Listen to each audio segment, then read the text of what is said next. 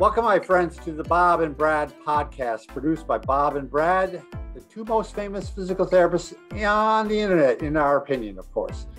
I am Bob, and I'm exactly one half of the Bob and Brad team. And today, we're going to be joined by our expert guest, Brad Walker, who actually is an expert on stretching. In fact, known as the Stretch Coach. He's got a website, in fact, stretchcoach.com, and you can consider him a stretch guru. He's been working at this for 30 years.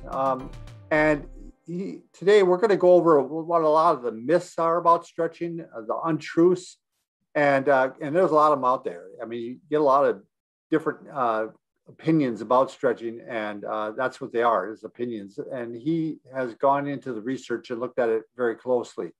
I thought you'll also, towards the end of the program, we're going to talk about how he was involved with Stretch Lab. It's a world leader in providing one-on-one assisted stretching services. And he actually developed the stretching program, protocols and procedures that they use.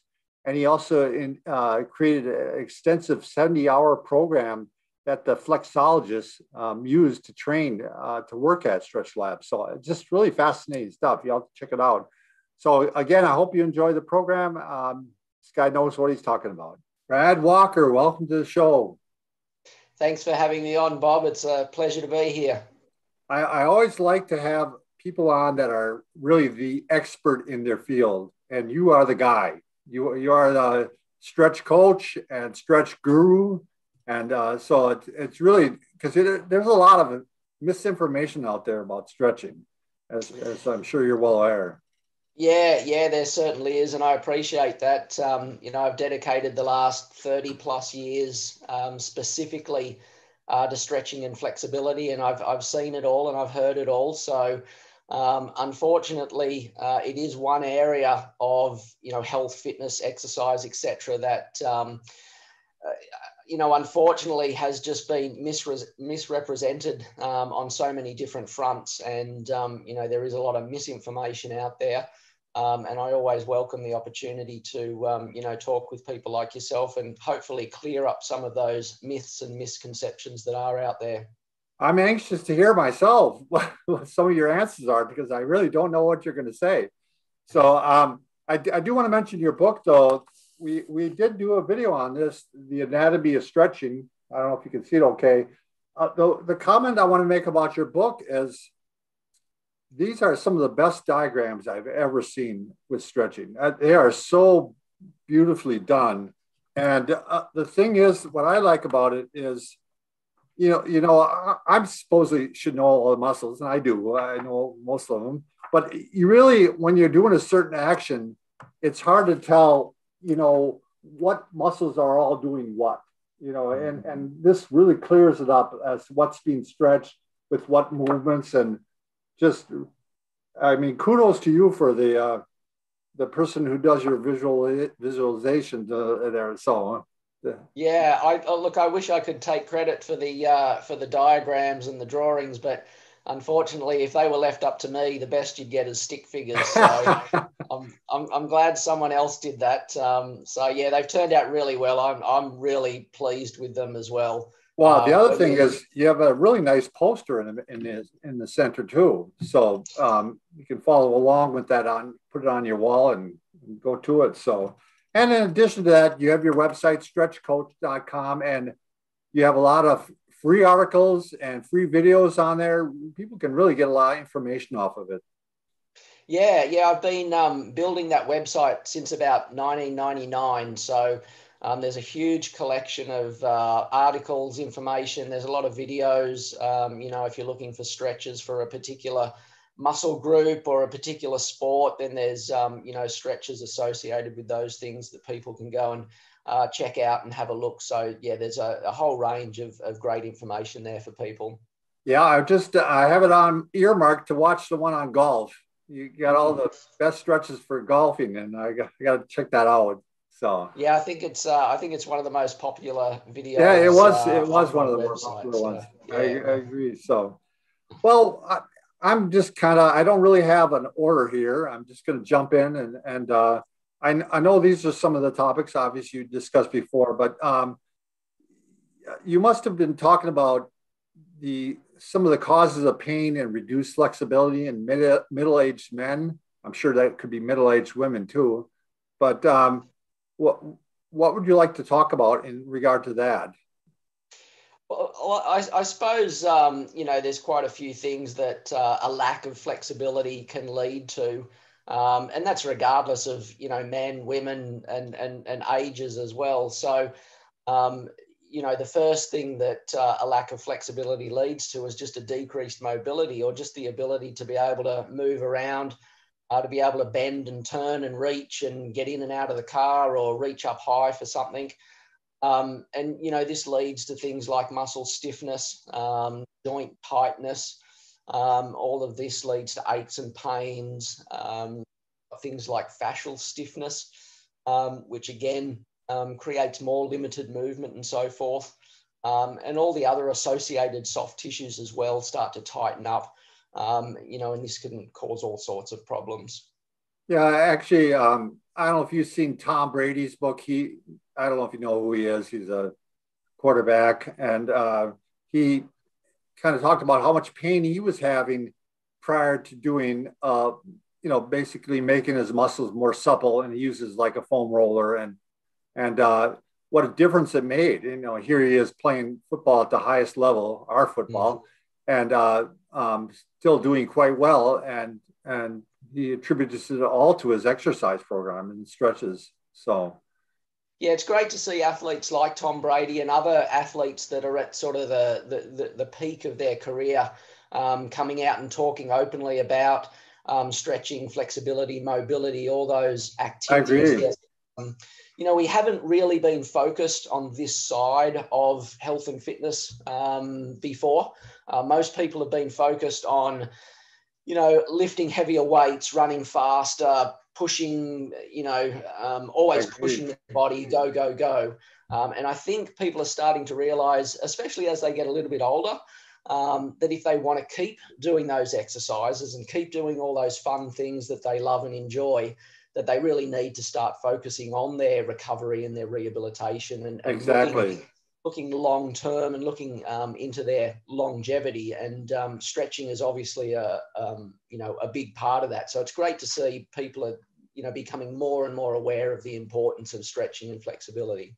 Yeah, it seems like anytime I read an article about an older athlete, and now they're really pushing the boundaries in every sport, but it involves, like you said, some form of stretching, whether it's actual just stretching or actually foam rolling or using a softball or something that they're relying on, a cross ball.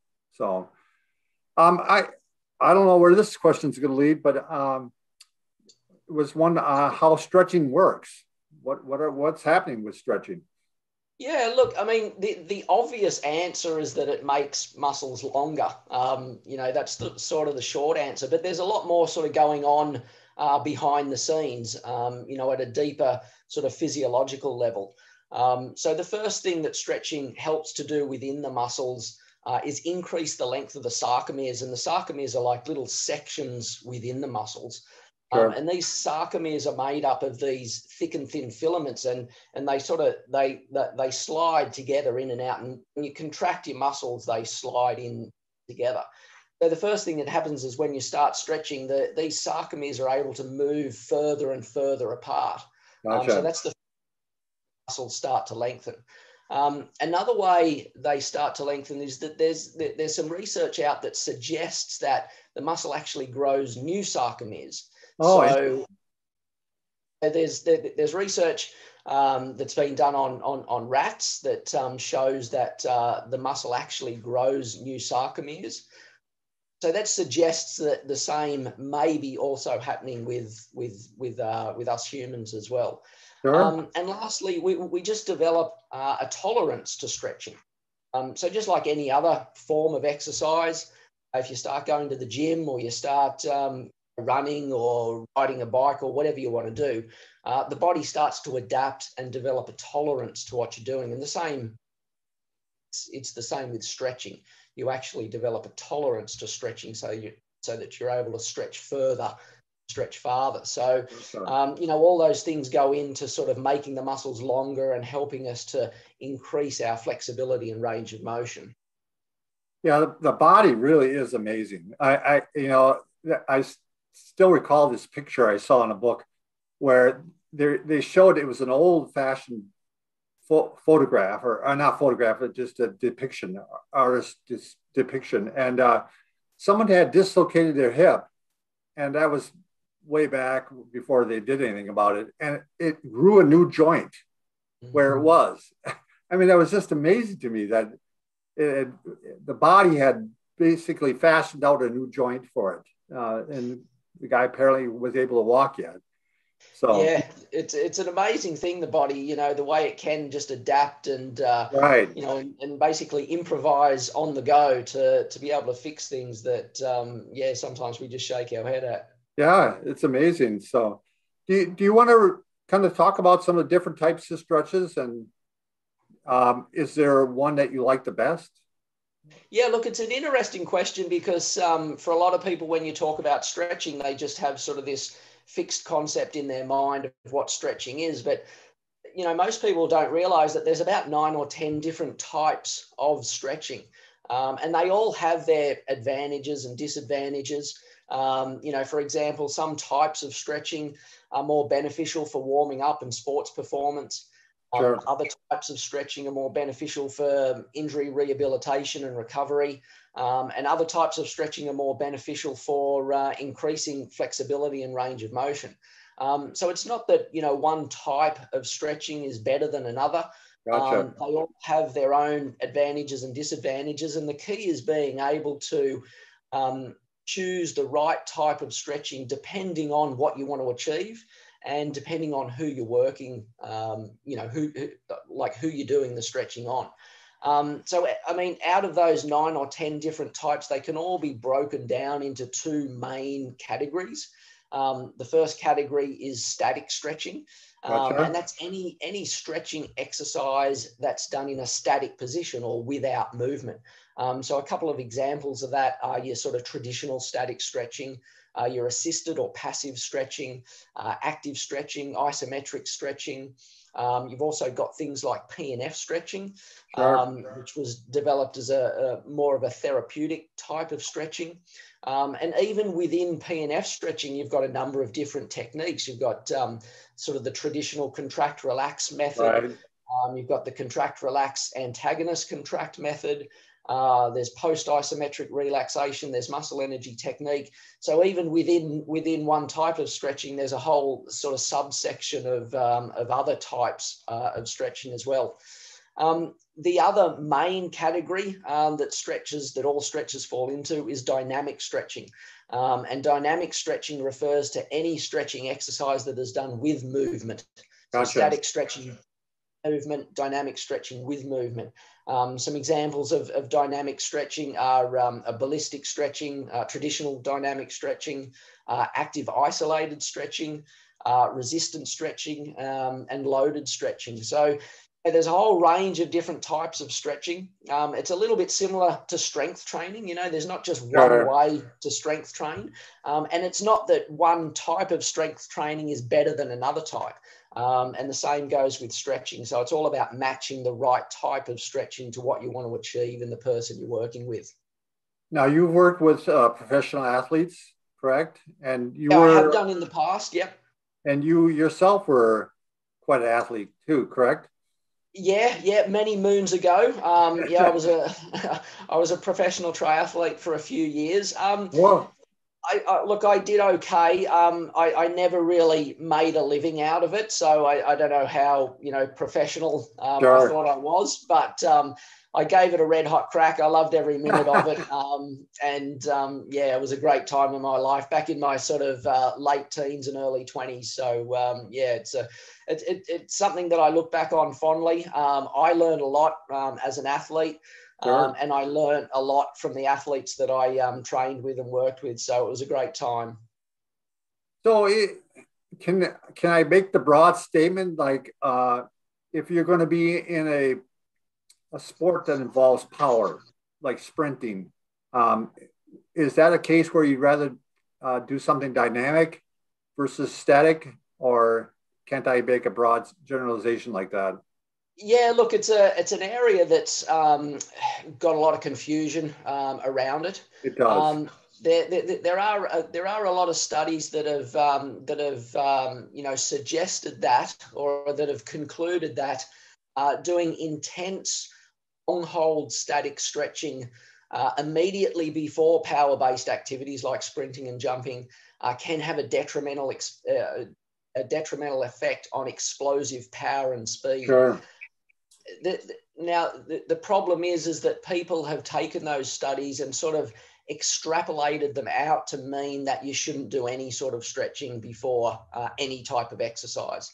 And that's certainly not what these studies have concluded. They've concluded that doing a very specific type of stretching, right before another specific activity will have a detrimental effect. So you certainly can do stretching before power-based activities.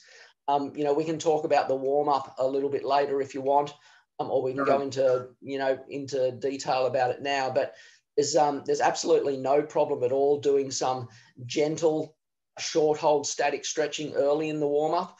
And then it is important to follow that up with some sort of sport-specific drills, dynamic stretching, etc. So, unfortunately, a lot of those studies, unfortunately, what's happened is as people have sort of misinterpreted what a lot of those studies were saying. A lot of people, when they refer to studies, they don't actually read the study. They'll just read the conclusion or the abstract. Yeah. That doesn't give the context to how the study was conducted, the methods and protocols that were used. And unfortunately, just by reading the conclusion of a study, you don't get the full picture of what actually happened. So, that's one of those areas where there's been a lot of misinterpretation. Well, if you were to do a static stretch, how much time would you want to allow before before the event? Is there a number for that, or is there? Well, I think probably a more important thing is that there's further research that has been done that concludes that those negative effects of static stretching are totally restored as soon as you do some sort of dynamic or ballistic type of exercise. Really? So even if you were to sit on the ground and do 15 minutes of static stretching, which, again, this is another flaw of these studies. One of the things you need to look at when you are reviewing these studies is what's called the ecological validity of the study. And essentially that refers to how well does the study translate into a real world experience. And a lot of these studies, the way they are conducted, no professional athlete or no athlete who knows what they were doing would in the way that these studies have done their stretching. So no professional athlete is going to sit on the sideline for 15 or 20 minutes and do intense long hold static stretching and just jump up and run onto the field. It's just not the way a professional athlete would do things. So there are flaws in the studies from that side of things as well.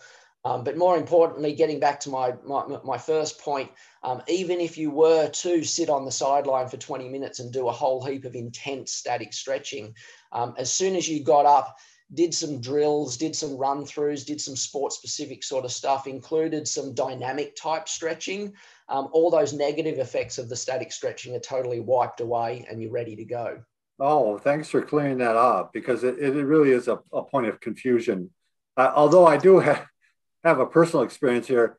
So I was young and dumb, and I was a long jumper, and it was before an important meet, and I just static stretched, and right before, and didn't even do any dynamic stretching after that, and it definitely affected my performance. It just was no spring there.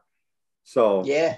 And I mean, from that point of view, the studies that have been done on this are totally correct. If Sure. you do that, that's the result that's going to happen. You are going to impair your performance. Sure. But like I said, most athletes know that's not the way to do things.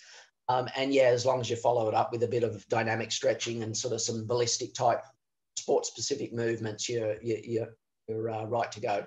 So there's really no case where, like, if you have a high jumper and he wants to maintain the optimal springiness of his calf muscles, he still could stretch them and then go into the dynamic portion of it, and they'd be just as optimal as they were prior to stretching. Yeah, exactly. I mean, when it comes to a warm up, I recommend that any static stretching you do you do it very early in the warm up process. Gotcha. Get it done early. Include your static stretching early, and even with the static stretching you do as part of the warm up, you're just doing it very gently. It's not an intense process, and you're just holding those static stretches for a very short period of time, maybe only 4 or 5 seconds. Oh, really? I think this is, I think another confusion around stretching in the warm up. A lot of people have this idea that the reason why you stretch in your warm up is to increase your flexibility, and that's not the case. As far as stretching in the warm up is concerned, it's got nothing to do with trying to increase your flexibility. If you're, sitting there trying to push your stretching, trying to increase your flexibility as part of your warm up, Gotcha. You've missed the point. The only reason you're using some stretching during the warm up is just to bring your body up to its natural or its normal range of motion. You're not trying to push beyond that. You're not trying to increase your flexibility in any way. You're just trying to get the body up to what its normal or natural range of motion is, just so you can maximize your performance. Well, what if, let's say you're doing the martial arts, and would that type of stretching where you're trying to increase the flexibility be performed on an off day, like where you do really prolonged static stretching, or is that still not appropriate? No, that certainly is, but that comes back to the point of why you're trying to stretch.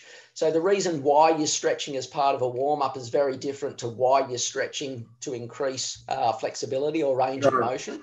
So when it comes to, furthering your range of motion and sort of going beyond what you're normally capable of, then you really need to set time aside to work specifically on your flexibility. Now, there's a little bit of research out there that talks about the best times for this. Some research suggests that about 2 hours after your exercise session is a really good time to work on your flexibility. Sure. That gives the body sort of time to relax, time to sort of unwind a little bit and recover a little bit from the exercise you've done. But there's also still some warmth and suppleness in the muscles and so forth as well. Straight after your exercise, as part of your cool down, isn't necessarily one of the best times to try and increase your flexibility. Obviously, straight after your workout or your exercise, your muscles are fatigued. Oftentimes there's damage within the muscles and micro tears and so forth.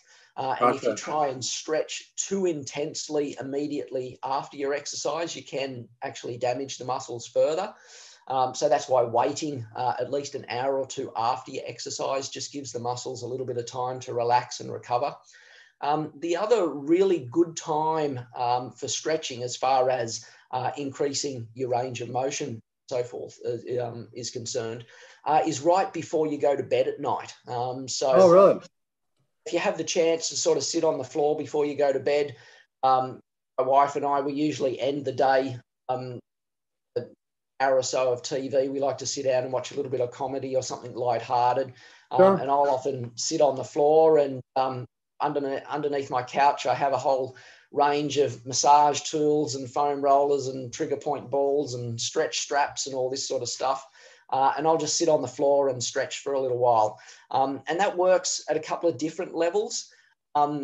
Essentially, that increased range of motion is the last thing your nervous system remembers before going to sleep. By sort of resetting the nervous system's memory of what your flexibility is. Sure. The other benefit of stretching late at night is that the body does most of its healing while you're sleeping. So those soft tissues are actually healing in an elongated state. So again, it's sort of resetting what your normal flexibility is. So right before you go to bed, it's a great way to unwind. It's a great way to relax, go to sleep. You'll probably find that you actually get a better sleep after a bit of a stretch. So that's one of my favorite times to stretch. And, you know, telling someone that they need to take half an hour out of their day is just almost an impossibility today. Everyone's very, and, you know, expecting someone to set aside half an hour during the middle of the day is almost impossible. So if you've got the opportunity late at night before you go to bed, it's a great way to sort of unwind and get ready for bed. Yeah, my house must look like yours because I have devices all over too. So I wonder, you know, it makes me think too. Didn't you have a program on plantar fasciitis? Am I wrong about that? Did you have? I do have a couple of articles that talk specifically about fascia and fascial stretching and so forth. I don't necessarily have a product specifically for that, but there's a few articles on the side about that. I wonder if it would be a good time to stretch the plantar fascia, you know, right before we go to bed. And then we always recommend you stretch it in the morning too, after it's been healing all night. But I never thought about that, the prior to bed thing. So I'm kind of jumping around here, but I'm going to go back to the static stretching or preparing for athletic event. How long will you hold the stretch for? Just 3 to 4 seconds?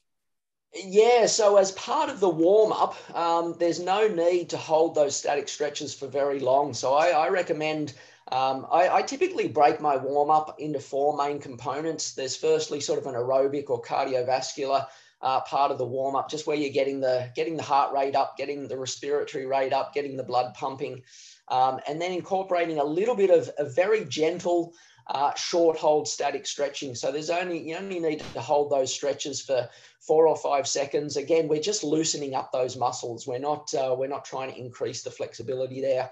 And then after we've done a little bit of static stretching, then move into those sport specific drills, lastly that dynamic stretching. That'll bring bring your body right up to that readiness state and ready for any activity that you're about to do. How often do you repeat the 3 to 4 seconds? Is it just a couple of times or? Yeah, just a couple of times. As far as stretching during the warm up or the static stretching in the early part of the warm up is concerned, it's not a major part of the warm up. It's just an opportunity to loosen up some of those major muscle groups that are going to be used. So again, you have to look at the sport you're actually doing and just pick, a few of the muscle groups that are going to be most relevant for whatever you're going to be doing and start to loosen those muscle groups up. Or on the other hand, if you have a particular area that is typically tight, example, I find that your hip flexors and quads get a bit tight while you're exercising. So just spend a little bit of time on those areas. So do you find that stretching helps prevent soreness and injury? Yeah, look, stretching by itself has limited effect on muscle soreness after exercise. But, when you incorporate it as part of a cool down, include a little bit of stretching as part of your cool down after your exercise, then it can be very effective when it comes to relieving muscle soreness and so forth. But in regards to actually preventing injury, there is a lot of research that says stretching does prevent injury in the long term. I think, again, it is an area of a little bit of confusion. Some of the studies that have been done on stretching in regards to preventing injury have used a particular type of stretching that isn't necessarily suited for this purpose. And what I mean by type of stretching, I'm not necessarily referring to the types that I mentioned before. Sure. they're using what's called acute stretching as opposed to chronic stretching. So acute stretching is essentially just a one-off bout of stretching before or after exercise. So, for example, a lot of these studies have taken two groups of people. One group of people do no stretching after their exercise, and then the other group do some stretching after their exercise. And they found that there's very little difference between the two groups. Just a one-off bout of stretching after exercise isn't really going to do too much for you. On the other hand, there's been a lot of research done in regards to chronic stretching, and chronic stretching refers to stretching done over an extended period of time, so done over weeks and months and so forth. So when those studies have looked at groups that have done, for example, say 3 half-hour sessions of stretching a week for 3 months, then they found some big improvements in regards to both performance, athletic performance, and reduction. So it's really important to distinguish between, the way that you do your stretching. A one-off bout of stretching after exercise isn't going to do anything for you. I suppose it's like any type of exercise. If you were to say that, if you were to tell someone to do, a set of squats, lunges, and push-ups before they run onto the basketball court, that's not really going to do anything for them. It's probably going to hurt their basketball performance. And it's exactly the same with stretching. Just doing a one-off out of a few quad and hamstring stretches before you run onto the field isn't going to do too much for you. But if you do a strength training program, 3 times a week, employed over 3, 6, 12 months, then you're going to see and great benefits. And it's exactly the same stretching. A one-off bout of stretching isn't going to do much, but a consistently applied stretching program over the long term has some really benefits and big improvements. Gotcha. Yeah, I'm just thinking about 2 commonly injured muscles, like the calf muscles and also the hamstring. You have the weekend athlete who plays softball or something like that and runs to first base and suddenly is grabbing his hamstring or grabbing his calf. I mean, what long-term suggestions would you make for these people to avoid something like that? Yeah, so improved flexibility is definitely going to help over the long term. But again, stretching is just like any other type of exercise. You can't expect to, do a session of stretching one day and see massive gains the next day. Sure. Anyone who starts a strength training program, they understand that it's going to take a little while to see improvements. And it's exactly the same with stretching. I'm the first to admit that I am biased towards stretching. I've dedicated my whole life to it. I'm personally biased to it. I'm professionally biased to it. I'm even financially biased to stretching. So, sure. I should be out there spruiking stretching as much as I can. But I'm the first person to admit that stretching is not a miracle activity. It's not a quick fix for anything. It's like any other form of stretching, any other form of exercise. If you want to see improvements in your flexibility, then it's something that you need to work at consistently over the long term. You're not going to do a one-off bout of stretching and sure. Huge advantages. So it's something that you need to incorporate to your exercise program over the long term. Sounds perfect. I want to talk to you about, I don't know if you know Kelly Starrett, the author of The Supple Leopard. And yes, yep.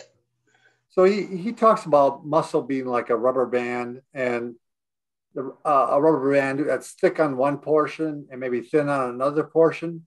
And so if you just do like a static stretch, the stretch is going to occur on the thin portion. Do you think that's a good analogy? I mean, and so that's why he tends to use lacrosse balls and he's got all sorts of torture devices for stretching. So yeah. Look, I mean, I think I mentioned before, stretching by itself, essentially has limited benefits. It certainly has a lot of benefits, but they are limited. Stretching, when combined with a number of these other activities, I'm a big proponent of using heat when you're stretching. sure. If you are planning on doing a stretching session and you want to work on a specific area, then grab a heat pack, put some heat on that area for 5 or 10 minutes, and then go into the stretch. I use foam rollers, trigger point balls, massage tools, massage rollers and sticks and all that sort of stuff. So when you combine all those things together, you'll get a much better result. A lot of times I tell people that stretching is like the icing on the cake, and all these sort of mobility exercises, foam rollers, trigger point balls, etc., they're all like the icing on the cake. They all complement everything else you're doing, and they make everything else you do a lot more effective and a lot more better. By incorporating stretching and mobility tools and drills and all that sort of stuff, it really complements everything else that you're doing. Sure. Would you, like, let's say you find a sore spot on your quad when you're rolling it, would you keep working that spot until it feels like the pain level has gone down, or do you have any suggestions on how long you would roll over an area like that? Or yeah. Look, there's a couple of things you need to look at when you're talking about using stretching on injuries and so forth.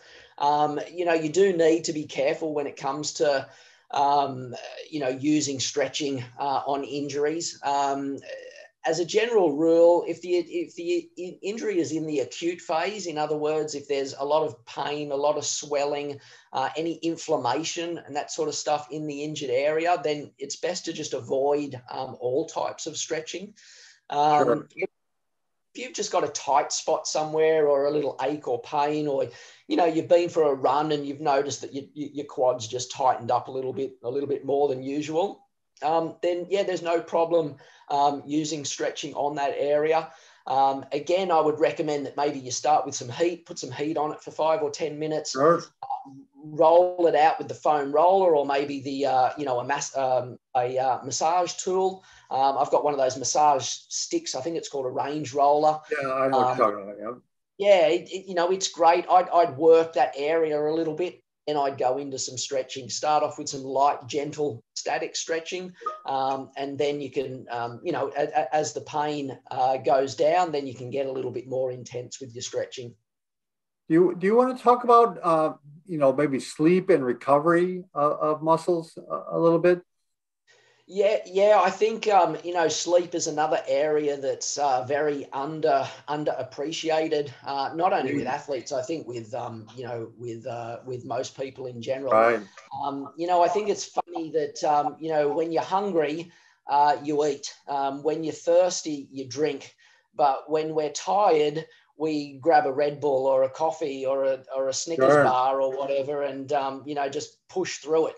Right. And I think a lot of people are so chronically tired that they don't even realize, how tired their body actually is. And sleep is just so important to our recovery. And especially long-term, when you get to the point where you have long-term sort of chronic sleep deprivation. We do a very good job of hiding it these days with coffee and all sorts of energy drinks and so forth. I think unfortunately, maybe we're going to see or start seeing some more long-term effects of sleep deprivation. I suppose things like aches and pains and just chronic, tight spots and stiffness and that just won't go away, can be attributed to a lack of sleep and a lack of recovery. Yeah, it's interesting. LeBron James, I was reading, on a night of performance, he'll go get 10 to 12 hours of sleep after that. He greatly appreciates the recovery mode. Yeah, look, most of my work with athletes was with endurance athletes, cyclists, triathletes, etc. And, you know, they regularly get 12 hours of sleep a night and even have a nap every now and again during the day. So, you know, I mean, most of the guys I was working with were training, you know, 20, 25 hours a week plus. So yeah, they, you know, sleep, they all knew how important sleep was, how important their recovery was, how important, you know, other things to their recovery was, getting regular massage, doing all the stretching, the foam rolling, the trigger point work, all that sort of stuff. You know, they knew how important all that was. So, you know, sleep is just one area that's so important to recovery, not only for athletes, but for all of us. Did you get into nutrition at all for muscle recovery? Yeah, look, you know, again, look, I'm certainly not a nutritionist, and you know, I can only sort of give my personal experience. This certainly isn't advice or anything. Sure. The other thing you got to remember is, you know, I worked mainly with endurance athletes, so Right. you know, the diet for an endurance athlete was very different to the diet for a power lifter or a CrossFit person. Absolutely or correct. Yeah, I understand. But yeah, obviously, you know, diet was hugely important, and you know, something that every athlete I worked with took very, very seriously. Sure. Understand. Do you like vibrating foam rollers at all? Do you think they give you a little more zip? Yeah. Look, they certainly have their place. You know, I've tried the vibrating foam rollers, the trigger point balls. The other thing I've used recently is those massage guns. Yeah. Very active. I've been doing some work with a company called Stretch Lab in the US, and they have stretching studios where you can go in a little bit like a massage studio. You go in, you lie down on a bench, and one of the therapists stretches you out. And we've introduced those massage guns there to help with the stretching that we do. So you know, all the therapists are taught to look for tight spots, look for imbalances, look for areas that have restricted mobility, and then you know, stretch those particular areas. But if they come across an area that's particularly tight or they're having trouble with, then they'll pull the massage gun out, work on that area for a little while, and then go back to the stretches. And that's been really opening up those areas, those tight areas. Now you consulted with this company, correct? Yeah, correct. So I started working with them back in 2017, and I developed all the stretching protocols that they use in their studios. So all the stretches that they use, the routines that they used, and I also developed their training program. So it's a 70-hour training program that the therapists go through. The therapists that they hire are already highly skilled, either massage therapists. So we actually have a few physical therapists that work there. We have certified personal trainers, athletic trainers, etc. So they're already very highly skilled people coming into Stretch Lab. And then on top of that, they go through our 70-hour training program. Gotcha. And then, you know, they start to work on the people that come into Stretch Lab. Where are they located? Well, actually, we have over 100 locations opened in the US at the moment. And we've sold another 200 that are sort of expected to be open over the next year or two. So yeah, I mean, the only suggestion I would make is go to the website stretchlab.com. They have a location finder thing there. You can put your zip code in or whatever area you're in, and you can find. Hopefully, you can find a studio fairly close to where you are. So how do they? I'm sorry for going off in this direction, but I find this fascinating. So do they have you come in once a week and then they give you stuff to work on your own, or how do they work generally? Yeah. So most people either sign up for a once a week or twice a week session. Sessions are either 25 minutes or 50 minutes. You come in. We do a very comprehensive assessment on all the people that come into a Stretch Lab studio. One of the things when I came on board, I made it very clear that I didn't want a cookie cutter approach where everyone who came in just got the same stretch. So we spend a lot of time on assessment. We have some proprietary technology there that we use that uses a combination of video and radar sonar technology. that's able to map the movements of the client. And it shows up areas that have restricted mobility, postural problems that the client might have, symmetry problems, imbalances between one side of their body and the other. And on top of that, the therapists go through an assessment with the client. So we look to sort of identify all those weak spots or those tight spots, any imbalances from one side of the body to the other. So it's quite common for people to be more flexible on one side of the body than the other. Or, maybe they're more flexible in the front of their body compared to the back of their body.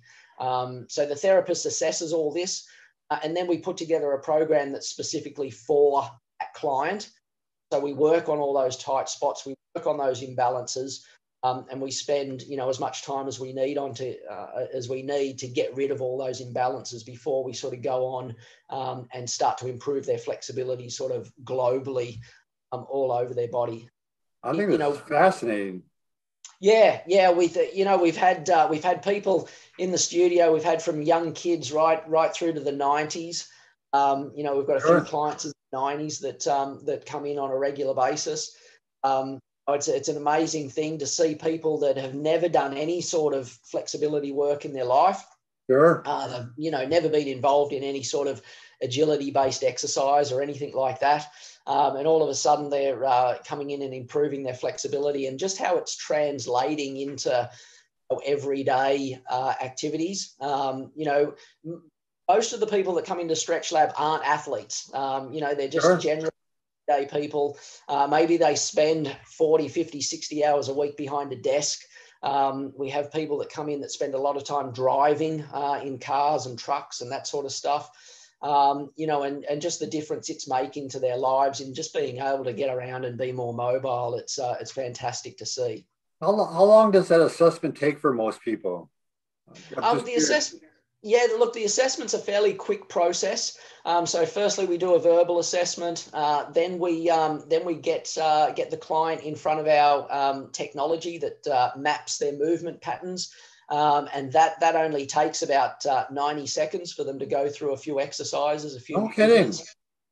And then as the therapist is working with them, they're always looking for those areas. Obviously they take the information that they got from the assessment, and then they use that to sort of, further their assessment of the client and identify these different areas. So does the client get feedback then too? Like, if I don't know how your assessment works, but let's say you have them put their arms overhead and they can only go this far. I mean, later on, are they showing the video that they're going further? Or... Yeah. So again, the technology is a marvelous piece of equipment. It emails all the results to the clients. We typically sort of reassess the clients every 6 weeks or so they can see the improvements. The great thing about the technology is it actually quantifies their improvements. Stretching is great. You go in and have a stretch, you get off the bench, you get up and you feel good, and that's great. But to actually put a number to it and to be able to say that, my score out of 100 improved from, 38 to 43 over the course of 6 weeks, and they can actually see that improvement. They can see where that improvement's occurred. It's a great thing for the clients. Do you use heat there also? We don't use heat, unfortunately, just with the limited time span. Sure, right. We go through a very sort of general sort of mobility sort of warm up as the client gets started. So, we ease the client into it. But yeah, look, there's a lot of things, we sort of discussed, including a number of different things like heat and a whole range of other different tools. And we decided that we wanted to stay just with stretching.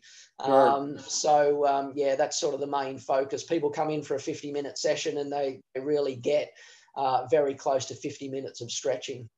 Are they in the UK too yet or not? Not yet. Franchise-wise, I think we've just started opening studios in Canada, and we've just launched in Australia as well. So I'm pretty excited about that being down here, getting to sort of start again and get the studios opened up down here in Australia. Well, I thought you were from Australia, and I asked Mike this morning. He said UK. Thanks, Mike. From the Australia. So, he's blaming it on Chelsea now. So, yeah. oh. I think John and Chelsea, the publishers of my book, Right. they're in the UK. It sort of doesn't matter where we're located these days with technology. That's exactly right. That's exactly right. So, one of the best things you told me today, and it makes complete sense. I don't know why I ever thought about it, is the use of heat prior to stretching. I mean, I don't know why I didn't suggest that before. It just makes such sense. So, I'm sorry, I'm going to ask one more question about those clinics or those flexibility. What was the name again? Flexibility Stretch Lab. Stretch Lab. So, like, let's say someone comes in with back pain or knee pain. You'll keep all that in mind too, as far as limitations or what you can't do and can do. Yeah, for sure. I mean, Stretch Lab, it's not an injury treatment provider, so there certainly are limitations, in what we can do. Obviously, if we feel that a client is sort of beyond the help of what we can provide, we'll Sure. refer them on to someone like yourself or whoever they need to see. Sure. But yeah, we often have people come into the studios with all sorts of aches and pains, and maybe they're recovering from an injury. A lot of the studios do sort of joint ventures with local chiropractors, physical therapists, Gotcha. massage therapists, etc. And we'll refer clients to them, and they'll refer clients to us. So we'll oftentimes have people coming in with all sorts of aches and pains, and we take all that into account. And we develop a stretching routine or a program around those injuries and aches and pains to help them with that. I think it's, and I know you know this, but it's just amazing. Like, let's say you're having knee pain, and let's say it's even arthritis. You stretch the muscles above the knee and below the knee. It's amazing the effect it can have on that joint. I mean, it could really knock your pain down. Oh, it is. It's really surprising for a lot of clients. They don't realize that when the muscles tighten up, they put all sorts of stress and strain on those joints. You mentioned the knee before. I mean, you have tight quads, you can have tight groin muscles, you can have tight ITB or tensor fasciae lata, the muscles on the outside of your hips there. If any of these tighten up, they can pull on that knee joint and sort of twist it and turn it in all sorts of uncomfortable ways. And as soon as you loosen those muscles up and take some of that pressure off the knee joint, it can really make a huge difference to someone suffering with knee pain. Yeah, it's funny. Sometimes you question whether or not it's really the arthritis. That's the problem. I mean, what we see in therapy all the time is that they'll do an MRI of both knees, and the one that looks the worst feels okay, and the one that feels terrible looks better. And so the soft tissues around it are playing such a large role. So, yeah. And it probably feels better because they're using those muscles more. They're getting more activity, more blood flow. They're more supple, more pliable. So they're putting less pressure on the knee joint. So it's not resulting in pain, whereas the other one, it's tight and it's stiff and it's pulling the knee in all sorts of different directions. And that's the one that's causing all the pain. Gotcha. Well, I want to be respectful of your time. So I do want to mention this book again, Anatomy of Stretching. Again, a really excellent book. But you've got other books too.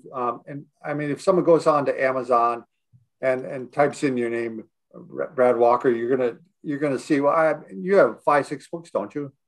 I've written about a dozen or so books over the last 20 or 30 years. About 7 or 8 of them are still in print. So there's a few on Amazon there. There's a few on my website at stretchcoach.com. So yeah, they're all written for, while most of them are focused on stretching and flexibility, they're all written for different purposes and for different people. So, the book that you've got there, The Anatomy of Stretching, what I've tried to do with that one is take a lot of the sort of the scientific research and the complicated stuff that no one really wants to read. And I've tried to simplify it as best I can and put it in a format that, just about anyone can understand and benefit from.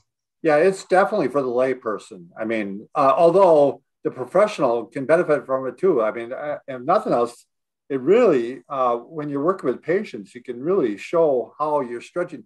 My wife was famous for this. Like whenever she would be stretching her adductors, she thought she was strengthening them. I don't know why. So she needed a book like this to explain that to her. So, well, thanks again, Brad, so much for being on. If you ever want to come on again, like I know you got a book that's out, but it's kind of being redone. We'd love to have you. It's really nice to get some of these issues cleared up, and people really appreciate that. Yeah, I appreciate you having me on the show. It's really, a passion of mine to sort of get rid of some of the confusion around stretching and flexibility. Unfortunately, because of the confusion, a number of people have sort of dismissed stretching and flexibility. I'm sort of hoping to turn that around a little bit and, explain that, there are some benefits to stretching. It's more about how you do it and, the different types of stretching and how you use those. So yeah, hopefully we've cleared up a few misconceptions and, helped a few people in regards to stretching and flexibility.